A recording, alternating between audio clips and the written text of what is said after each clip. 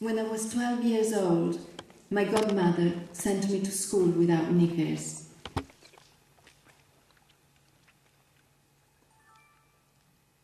When I heard the news that Gaddafi had been killed by his own people, I had mixed feelings. I was born in Libya and lived there until 1969, when Gaddafi got into power with a coup d'etat.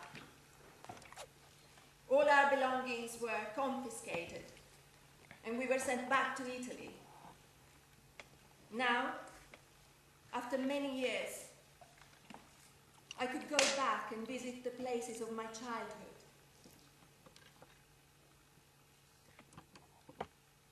My parents had emigrated there in 1929 when Libya became an Italian colony. My father was a pastry maker, more like an artist. He only worked when he had the inspiration, which upset my mother very much. With 5 daughters, she was a hard-working woman, and money was scarce. I remember I was 6 years old, and I would sit on the steps of my father's pastry shop, lost in some unconscious and sleepy world. I remember saying, "Datemi un pezzo di pane, anche duro, duro, duro. Give me a piece of bread, even hard, hard, hard." My mother was busy with the shop and looking after my baby sister, so I was left by myself. People would walk past and say, "Che carina, come ti chiami? How pretty, what's your name?" "Carmelina, ma mi chiamano Pupetta e ho grandi occhi neri." "Carmelina, but they call me Pupetta, and I have big black eyes." When I was born, this childless couple fell in love with me and asked to be my godparents. She was short and fat and had long arched nails and was always smoking. But he was tall and refined. He was a gentleman from Sicily. One day, my godfather comes to me and says, "Carmelina, would you like to come on holiday with us for a few days?" My mother didn't see anything wrong with that. I was happy. I was going on holiday with my godfather. The journey was longer than I expected. Soon we were surrounded by the desert. When we arrived, it was dark. And I remember my godfather picking me up and taking me inside. He put me to bed, and I fell asleep. The next morning, a loud noise woke me up. My godmother was standing on the door. Get up and come to the bathroom." I saw a big room with a big bath full of water and a bucket next to it with dirty bed sheets. "Wash them, then you can eat." I was terrified. I didn't know what I'd done wrong. I started doing what I'd seen grown-ups do. I picked up the bed sheets and washed them one by one with hard Marseille soap. That was the start of hell with my godmother.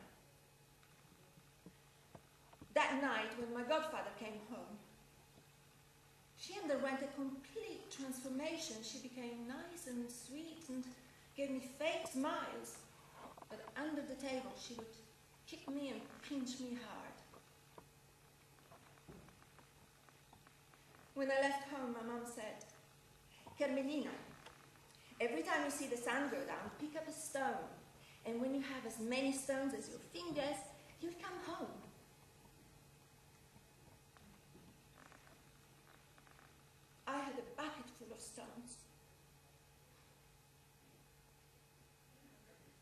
nobody was mentioning taking me back home. Then one night my godfather comes to me and says,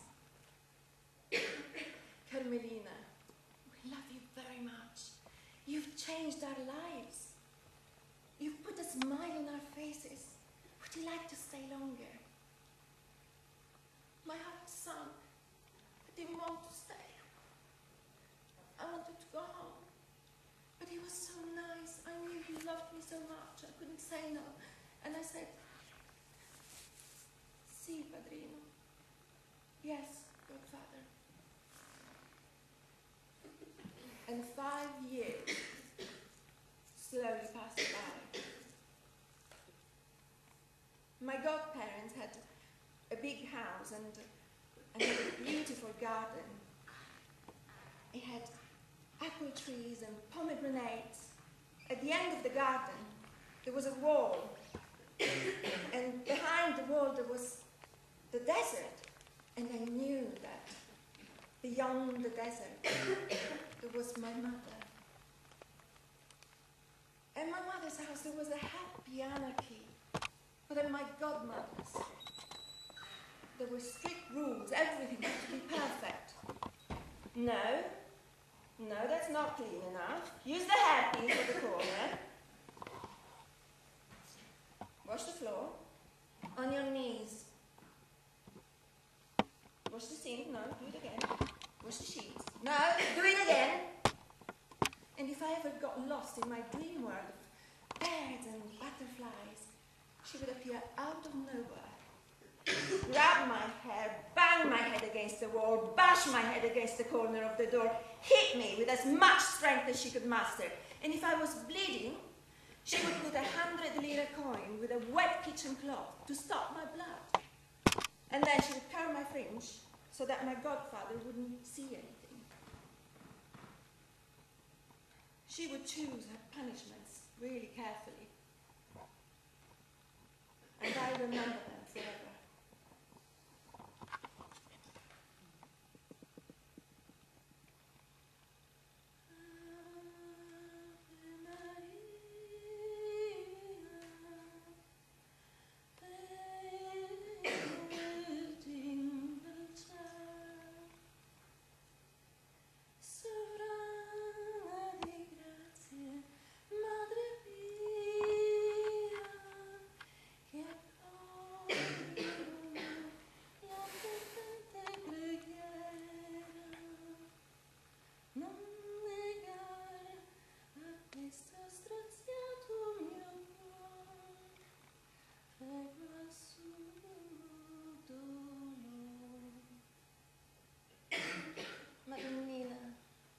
Madonnina, help me go home.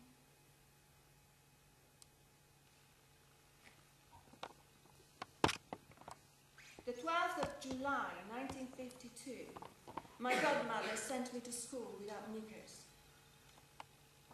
She found I had written a word in the diary, whore. She slapped me and told me to take off my knickers. I had heard from my schoolmates that she had come on a boat from a port of Italy as a prostitute during the Second World War to entertain the soldiers, to make them happy. That's how she sent me to school. I was humiliated. I was 12 years old. When I arrived in class, my teacher said, "Carmelina, pay attention or you'll get good smack." I thought to myself, not again, not today, not from you. So I said something almost inaudible, "Smack your own children." But my schoolmates told her that I said, "You bitch." So she called my godmother. I was terrified. I didn't know what was going to happen to me. But nothing happened. She walked me home and she said, "Wait till I tell your godfather. He'll punish you."